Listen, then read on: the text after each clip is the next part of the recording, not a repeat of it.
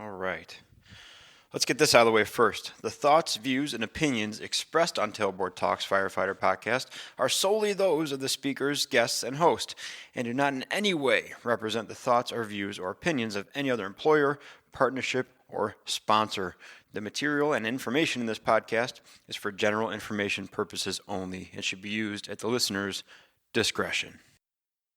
Hey everybody, Chris here from Fourth Shift Fitness and the Tailboard Talks Firefighter podcast. This week's ads are for just that, Fourth Shift Fitness and the Tailboard Talks Firefighter podcast. If you like the show, if you like the content up on social media, you can support it. You can go on the Fourth Shift Fitness website, fourthshiftfitness.com. It's 4th shiftfitness.com, and check out the Buy Me a Coffee button. You can also check out the merch. There's still shirts and hats and stickers available.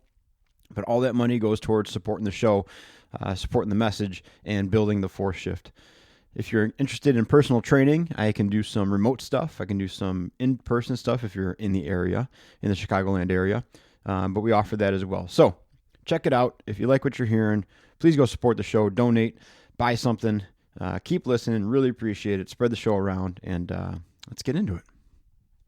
Here comes the intro. Skip forward 30 seconds if you want to get right to the episode. This is the Tailboard Talk Podcast, the best health, wellness, and lifestyle resource for the fire service.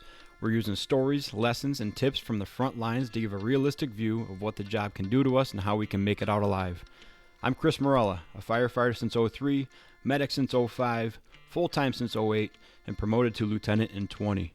I'm also a personal trainer and strength coach, and I'm here to give you the best information and host the best discussions to make us capable and durable, both on the job and away from it. So grab a heater, steal some fancy creamer from First Shift, and let's go chat. Well, I can kick it off by giving you your present. Oh. I realized must have been for Christmas that we did our candy episode for Halloween, and then for Christmas, Katie bought me like a 3-pound bag of another one that I forgot to bring up altogether. I've been slowly whittling away at 3 pounds of this candy. Okay. It's probably, now this is definitely a top 10 candy. For you? Oh yeah. Okay. Maybe top 3. Let's see what we got. Because if they're available, I'm having at least one. Okay. Okay. If it's Three Musketeers, you just leave it in there. No, I'm going to give you the most controversial one too. Oh, boy. DumDums are acceptable. DumDums are. Is it the mystery one? That's though? a mystery one, yeah. Okay, so I also have a strawberry and a peach backup. I'm going to try the peach one. I've never had that one. DumDums are clutch. Like, probably shouldn't be doing this while. It's going to be a good one. It's like a grapefruit or something like that. It's fruit punch, I think. It's not bad. I can't, I'll be clicking it on my teeth while we're talking. All right. But, so I got 3 pounds of them at the house if you need any DumDums. I don't remember what we used. We filled Pinata with a DumDums bag from Sam's. Yeah. And we filled the Pinata with maybe like a quarter of the bag. So somewhere in this house, there's 3/4 of a 5-pound bag, I think, from Sam's of DumDums. That's awesome. Well, you have the gift that keeps on giving. Delicious. Them. Yeah, I like DumDums. Those are big. Here's my one. This will just be a quick story. So we went to Universal over winter break, and in Harry Potter, there's something called Butterbeer. Mm-hmm. Butterbeer. So there's a couple of varieties of it. The one that I fell in love with is it's like a cream soda, and then on the top is like a cold foam, butterscotch cold foam. Oh. And it is delicious. And they do it right off a tap there. So I had like 3 of them. They're not alcoholic. Oh my God. I had 3. They're not alcoholic, but I had 3 of them when we were there because it's what I looked forward to. Yeah. Somebody sent me something about like a Dairy Queen hidden menu that you can ask for. And so like, like a Dairy Queen cake that they make, you can ask for a cupcake, which is they make an individual cake for you in a cup each time. And as I'm scrolling, it gets down to Butterbeer Blizzard. And I'm like, oh boy. Butterbeer Blizzard. So Tay and I went out the other night and we stopped at Dairy Queen on the way back for dessert. And I'm like, I'm ordering Butterbeer Blizzard. Yeah. Me and Macaulay have been talking about this a lot too. He probably makes his own. So we get up there. Yeah, I'm sure he does. So we get to the menu or to the drive-thru. I'm like, do you guys have Butterbeer Blizzards? And she's like, what size? And I'm like, mini. It worked. And I'm like, fucking fist pumping and everything. Yeah. So we go home. Get here, I open it up. Butterfinger. Oh, God, the gotcha. Disappointment. Oh, wow. The disappointment. Butterfinger. I'm like Michael Scott, like when Toby comes in, like, no. Like, Tay's like, what happened? God, I'm no. like, it's Butterfinger. How'd you like some cold peanut butter taffy in your teeth for the next 3 days? How about so that? I ate it and it was delicious. Well, but it wasn't the Butterbeer one that I was hoping for. You probably have to go inside for that. Probably. So, or did they know and they're like, yeah, I got you, pal. Don't worry about it. Probably. Got another one. The enormous secret menu like hoax that's going on, and then you're only in the inner circle of the DQ. I even checked the date because I'm like, well, this better not be from like 2019, but the article was published in like December of 22. So. You're doing more fact checking. Oh yeah. You're doing more diligence than most researchers. That'll tie into our science thing of judging what research is valid. Yeah. Yeah. Got a whole method and process in place. Man, well, that is a huge letdown. I can't remember the last time we got minis. There used to be such a thing when we were at the old building, and we'd play the game. We're like, it's just a mini. We're just getting a couple minis, and you have like 5 minis equaling a large. Yeah. But because it was 5 individual minis, totally acceptable. Yep. Yeah. Well, it used to be a regular at Station 6 too, because anytime someone came in on overtime, it's like, all right, let's go to Dairy Queen. And in the beginning, like, yeah, medium. And then like slowly after time, we're like, oh, I'll just have a mini. I can't do it anymore. Yep. Damn. Well, that's a good segue into nutrition. How that can fit into nutrition? Yeah. Well, if nothing else, I mean, nutrition is a mess because, I talked about a little bit before of like, people think if you are a fitness person or you pay attention to nutrition, then you are 100% awesome and like textbook all the time, you know? And that's just not realistic. So like, DumDums and Butterbeer and DQ is probably like, I'd say even more so for me is probably more like 20-ish, 25% more than the 80-20%. Like it takes more because I feel confident I'm doing enough on the back end and paying enough attention with what Katie feeds me. That's always good. That I can really slop out then from time to time. And like you said, so the 80-20 thing is that's a better program long term than 100% clean program that's 100% unsustainable long term. You know. Yeah.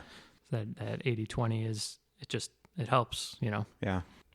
But yeah, I can't remember the last time we stuck to like a really strict diet and. I can't remember it. Like I don't think we've ever done it. I think there's always been you and Katie. Yeah, I don't think it's ever been that big of a deal. Right. And we don't freak out about cereal in the morning. Like, do you remember when we were talking about injury screening a while ago, like a long time ago? And basically, we were kind of getting into the performance side of things more and going to perform better more. And after like a day of it, you really had to like refocus on what exactly was going on, because if you go to Eric Cressy, every single problem came from the shoulder. If you go to Sue Falsoni, every single problem came from fascia. And if you go to so-and-so, everything is wrong with your big toe, and your big toe is causing every dysfunction in your body. And it's like, well, hold on. Like, can we just take a little bit more median approach to this thing and not hammer down on one individual thing so terribly that you lose sight of everything else, you know? And I feel like it's that way with diet too. Like, if you hammer carbs and you hate carbs or something like that, you're going to leave gaps somewhere else. And if you take up like the weekly thing of, well, cereal's bad for you in the morning now, which it probably isn't the best, but let's not pretend like you're going to just completely implode because you have a bowl of cereal and you like Frosted Flakes. Like, it's not the end of the world. I had frosted mini wheats for breakfast this morning. We have Cheerios with bananas and blueberries with the kids like every morning. First of all, they like it, so they're going to eat it. Right. So I'm not super worried about their body composition at this point. I'm worried about them having some sort of energy source inside of them, and then go break something. That's fine. I like it, so I'm going to eat it instead of being crabby like at 9:30 in the morning and just running on caffeine and irritability. So if it's giving me those positives, like, and it has a little bit of like, oh, it's going to spike your glycemic index, and it's like, okay, I'll deal with that through all the stuff we're doing. Yeah, and like, the problem is the answer's in front of our face right there all the time. And it's always energy balance. It's always calories in, calories out. Yeah.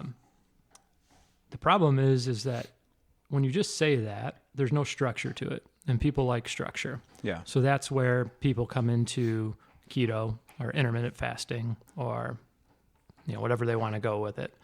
Because now that creates a little bit of structure, but the way those diets work is through energy balance. So you could eat all the keto you want, but you're still going to gain weight if you have a positive energy balance versus negative. Yeah. The other way that you can provide structure is logging your stuff through a tracker or through your own way, but that becomes tedious for some people. And some apps have gotten a lot better at being able to do it. Yeah. But that's the other way that you can provide structure to the energy balance system is to actually know what calories you're consuming and have kind of a ballpark of what you're expending, and then making sure that balances, making sure that equation works for what your goals are, weight loss, weight gain, or maintenance at that point. The problem that you have is that once people get into a diet, they tout that as the best thing that you can possibly do. Yeah. And it's not true, And the problem that we have is that you get people who don't really understand science, and they get a platform and they deny science. Liver King, Tobbs, Joel Seedman, whatever it is. Right. But the burden for them to prove what they're saying isn't their burden anymore. It's someone else's burden to prove them wrong. Right. And that takes time because of all the things that go into science, Yeah. And so then you get people yelling for keto or yelling for intermittent fasting or whatever it is, because science has proven that those are correct. But once those things get studied, then they're proven to just be like anything else. If they fall into calories in, calories out, then they work, and that's the science. Yeah. It's not because of some insulin, carbohydrate model that you think sounds sexy. Yeah. And so that's true, and that's the biggest thing, and like, I was just looking at some of the ones that have been debunked recently, and like that insulin one's kind of a hot topic right now. And so like the whole idea of that is that you eat low carb because carbohydrates are naturally insulinogenic. When you eat carbs, you have an insulin release, and then that stores the unused carbs as fat, and that's how you gain weight. And there's been studies proven that if you regulate person's macros through the day and you say, okay, this group is going to eat this amount of protein, this other group's going to eat the same amount, but one's going to eat more carbs, one's going to eat more fat. They're proven that there's no difference between the two on a short term. And they've also proved it on a hypocaloric level long term, that if you do low carb long term versus high fat long term versus high carb long term, I should say, there's still nothing that shows that there's a significant difference between any of those if everything else is controlled. Yeah. Which means that the insulin model doesn't work, But because it sounds sexy and because you conform to calories in, calories out, it does work. Yeah. It's just not for the reason that you want it to work. Well, we forget that things happen because they're doing their job too. So you might say, like, with that model, if you eat 5 or 6 DumDums, right, and then have some cake, you're going to have an enormous insulin response, and it's going to dump all this insulin. Like, yeah, it should. Like, that's the mechanism for controlling that. Right. It doesn't have every negative implication you can have with it. That means that, hey, congratulations, your body is functioning the way it should. You did this thing, and it reacted accordingly, and now it's going to level itself out over time. And so, but what people think there is they go, because I had that response and I gained weight, insulin storing the carbohydrates is the result, but it's not. It's the hyperpalatable carbohydrates and fat that you ate at the same time with a huge energy density. That's what added the weight to you. It's not insulin, Yeah. So related but unrelated topic. We're going to keep talking about nutrition. I can't remember if I sent this one to you or not. I asked about light duty last week on Instagram. I said, why do we hate light duty so much, right? Uh-huh. And one person wrote me a thing that said, at my department, people don't like light duty because that means if they're on light duty, they can't take overtime. So this is a parallel thought to what just made me think of when you're talking, right? Mm-hmm. I said, if you're hurt, you can't take overtime. You're on light duty because you're hurt. So light duty is not the reason you can't take overtime. Right. It's something that you happen to be on because you're Yeah. hurt. You can't take overtime, but light duty is not the victim or is not the villain Yeah. that make you not be able to. It's because you got hurt. Right. So the same thing, like the thing that we're vilifying is not the thing. Yes. It's something that goes along with it, and you're just blaming it because, hey, if you didn't get hurt, you wouldn't be on light duty. You can take overtime. Yeah. If you don't eat excessive amounts of stuff that's going to cause a positive energy balance, you won't get as fat as quickly. Mm-hmm. But it's not the DumDums. Right. And it's not your insulin in your body trying to help you out by doing its job, right? Correct. Well, that's a good one. That's a good kickoff to it. I think the other thing we run into a lot is people will do something, get a positive experience from it, regardless of what it is. It could be keto, or it could be paleo, or it could be whatever, right? So they do that. They become an advocate for it. They start kind of professing how great it is. Mm-hmm. They got into it on a suggestion or because of viewing something. They're like, I'll try that. They go into it cold and blind, right? Mm-hmm. Positive result, but then they demand science or research to disprove it for them to stop doing it. Correct. So what they went into doing with no science or research and they like doing, now if you say like, hey, there's probably a better way, like, well, then show me the science of something better. Right. Like, well, you didn't need science to do the thing you're doing. Right. So what do we, I can show you the science on your thing too if you'd like to see that, but you like it, so we're not going to pay attention to that. Yeah. The problem now too is people have gotten so bad in the 21st century at judging what is reliable studies and data to support their argument. Yeah. Or to debunk an argument that they're going against, that it's like they don't even need that anymore. They just need someone yelling at them that this is the best thing, or someone to write a book to go, this is why, this is the way you should do it, you know, and that's all they need. But it's like they've gotten away from like understanding how science actually works, you know, and the real like exercise of finding a truth versus just shouting and, well, prove me wrong. Well, it's like, well, prove yourself right, you know, like you can't. And that's the bigger thing is Right. that I can't imagine the average person, though, hearing a referral from their friend of like, oh, you should try this diet, and then going actually looking for science and research on it. I could see them seeking out a charismatic and well-spoken individual on it, Mm-hmm. and then just taking that as gospel Right. and doing it. So I think that maybe it's just the bigger issue is a communication issue and a trust issue. Mm-hmm. Maybe, and then the larger overreaching issue or overarching issue is that it takes a while to do it Right. probably the right way. And so like the whole thing of it though gets back to, yes, you had some success with it, and we've seen with the people that do it at work, that success stops for one reason or another because it's unsustainable, you know? And so it's like, why didn't keto work for you? Well, because I was still drinking. Right. Well, Right. okay. You know, and you can create a weight loss or weight management lifestyle for yourself and enjoy everything that you want within the parameters of energy balance. Yeah. And so and that's the thing is people they develop structure with keto or intermittent fasting or whatever it is, and that works for them. But at some point they get back to going, I want ice cream or I want something. And that takes them outside the parameters of their energy balance, and then it doesn't work anymore, you know? And then they fall back into, the pendulum swings way the other way, and then this thing didn't work at all, you know? And that's where you get back to what we talked about in the beginning, the 80-20. If you just enjoy those things under the parameters of calories in, calories out, you can have anything you want, understanding that if you eat too much of it over a week or over a month, you're going to gain weight. And that's just the way it is. It's science. Well, that's not to be confused with if it fits your macros disaster either, though. Yeah. Because there is the 80-20 side of it. Mm-hmm. It's not just like the age-old idiocy of like, well, 100 calories from a donut's the same as 100 calories from an apple. Right. It's not the same. Mm-hmm. Do you think people create their own addiction with this? Because the way we talk about it too is like, people are super strict with it, right? So it's compared to like alcohol, super strict, no alcohol, you're dry, right? Yeah. Mm-hmm. And then after a while, you're like, I bet I could have one beer, Mm-hmm. or I bet I could like have a glass of wine or something like that, Right.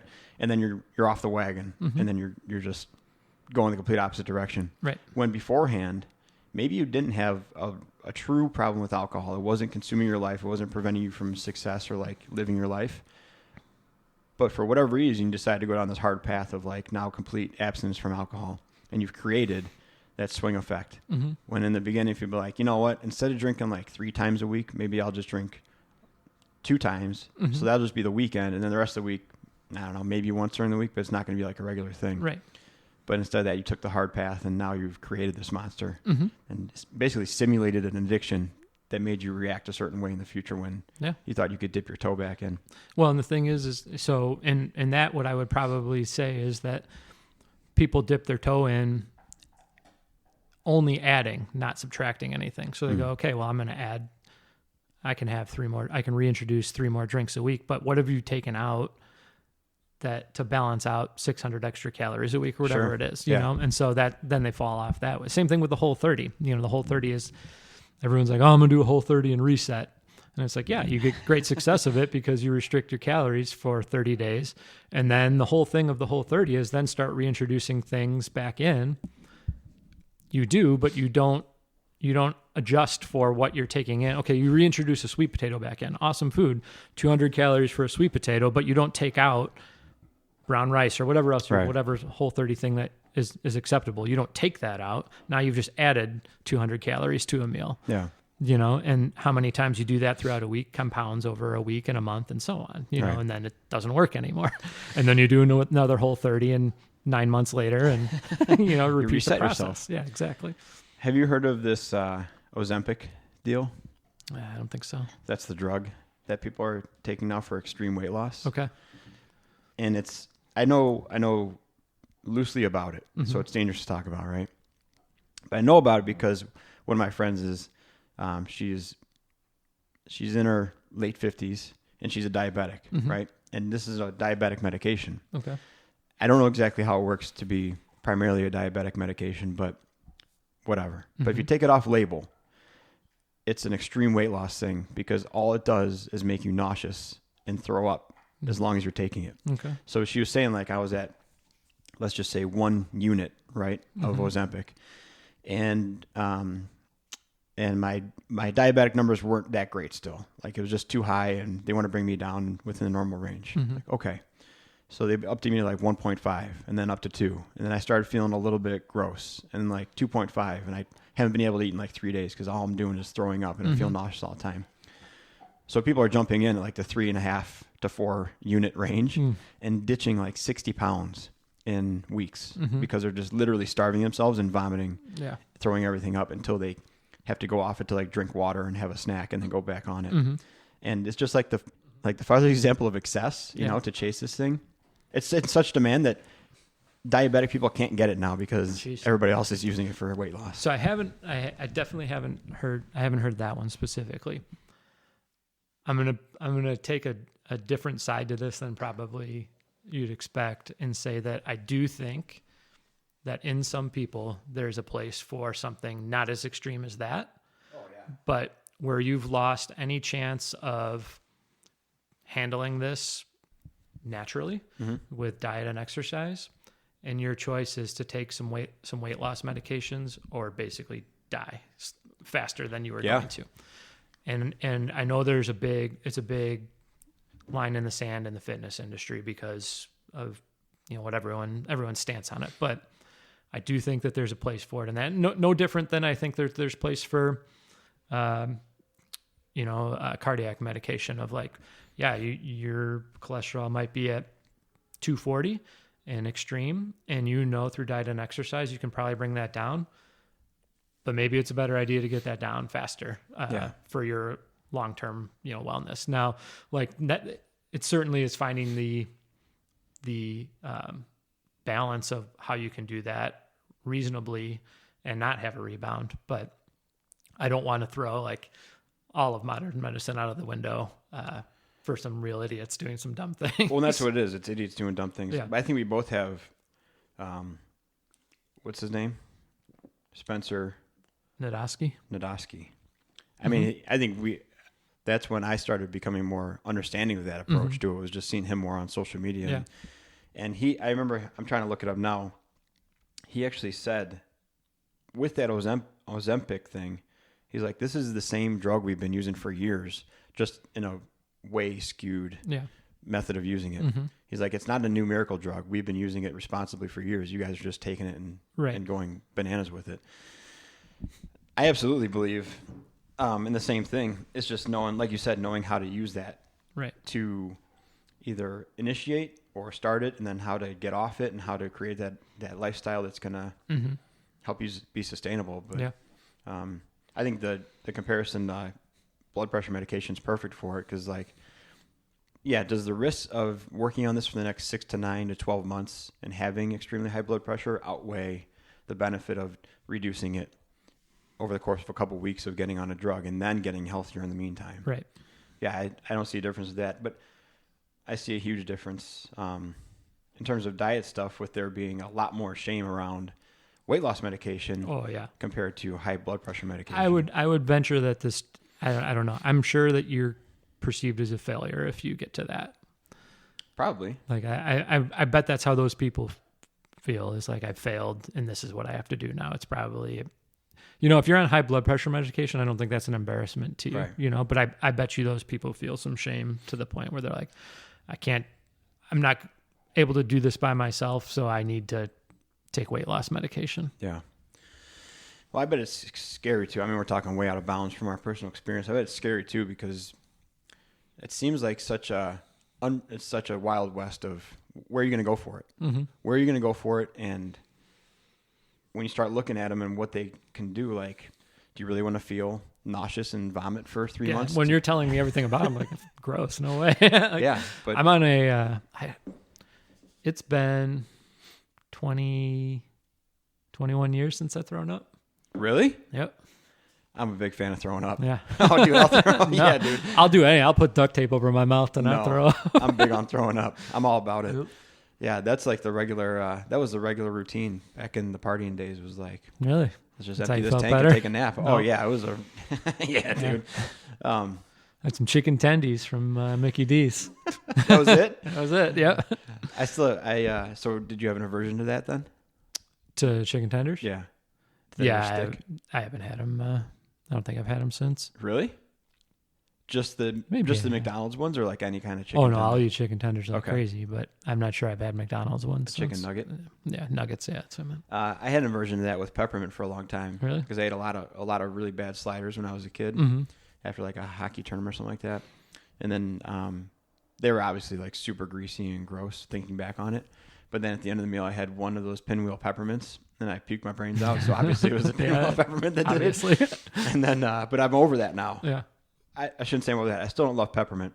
I'm over the mental block about things. Mm-hmm. When we were down in Florida for Thanksgiving, we had seafood pizza, which is amazing. Is it? It's so good. It's very, you got to Is it a white sauce or is it a red sauce? It's like an oil. Oil? Okay. And garlic. It's like garlic and oil. Okay. Covering whatever. It cast a wide net. Yeah. You're scraping the bottom of the ocean floor. It's just tons of Tentacles stuff on there. Oh yeah. Clams and scallops and yeah, all the tentacle creatures, probably a starfish or two. Mm-hmm. So we've had it several times when we're down there, right? This time we got food poisoning from it. And me and Nathan were like alternating trips to the bathroom from like midnight to 7 in the morning, you know, just wrecked. But then as soon as we got to the point where we threw the pizza up, we were fine. Yeah. Didn't feel good, but we're not throwing up anymore. So like, okay, obviously it's the pizza then, right? So we spend the next day like rough shape because we were just like beat up. And then we go to the Wooden Rooster the next morning. Smoked salmon and dill omelet on the menu, baby. We're getting that down. And Katie's like, what's wrong with you? I'm like, I'll know for sure if we're better or not. Like, I'm going to know in the next 10 minutes if I'm all done being sick. You moved away from the crepes? Or did you get crepes there's too? a crepe. Yeah, okay. It was okay. So it's a crepe, but inside it has the scrambled eggs, Okay. smoked salmon, dill sauce, all the good stuff. That was the first meal after having seafood pizza. Yeah. Food poisoning. So I don't buy into that stuff anymore. Yeah. And I'm going to have seafood pizza next time we go down. I'm sure you are. So be warned. Oh man, what was the other thing? Spencer Nadolski, seafood pizza. Throwing up. 21 years. 21 years, man. That's a long time not to throw up. I don't know how you've done it. Oh, what they call it when like when you have no real issue eating carbs versus protein versus fat in your energy systems, like flexibility or something like that, or energy system flexibility. Normal. It is normal. Yeah. It is normal. Yeah. So if you can handle a little bit of sugar and your insulin's like, I'll take care of that. It's probably better than having no ability to regulate at all. Yep. And that's the other thing. No offense, diabetics. Right. That's the other thing that a lot of these like polarizing views do is they start demonizing a lot of food. Yeah. And so I think, and this just came out, and I wrote down what it's called. The Food Compass came out. I heard about that. So, and it got a lot of traction on Joe Rogan. And basically the idea of it was the conclusion that was drawn is that Lucky Charms are better for you than steak. I saw that. I saw that headline, and guess what? I didn't read it. Yeah. Because I'm like, this is correct. Obviously... And so, but basically what happens is now you got a bunch of people that are going to think, well, steak's bad for you, and then you have obviously the rational people that know that it's not. But the problem when you set up foods in a hierarchy is that you eliminate a lot of foods that are good for you and that you can have because you think that something's better for you. But then again, you get into the realm of being unsustainable because you can only eat so many apples and quinoa and ground turkey before you're like, I'm done with this, You know what's funny is when I saw that, the first thing I thought of wasn't anything nutrition based. The immediate thing I thought of was like, oh, this is an attack on government. And it's not. That's exactly the headline. Right. The headline was, that's what they wanted to be. This is you placing more distrust in government. Correct. And thinking that the FDA is against you and the CDC is against you. Like, this is what that's correct. The underlying thought of that. And it has never once to thought do about with nutrition. Yeah. And that's a big thing on it too. So like MyPlate.gov and Food Pyramid, those were government, Yeah. But this one is not. It's done by Tufts University, and I can't remember the private company that did it. But and they're openly communicating that this has no government affiliation and that it's a private company and they're doing things on their best interest of it too. But that was the immediate thing was like, yeah, here's just another thing the government's trying, and it's like it has nothing to do with them. It's nothing to do with them. I also think it was funny. I saw the first good rebuttal the other day. That was probably a while ago now, for when people are like, how come in the past 2 years the government wants you to get more shots and stay isolated from each other and blah, blah, blah, but they never once told you to get in shape and exercise and eat better foods.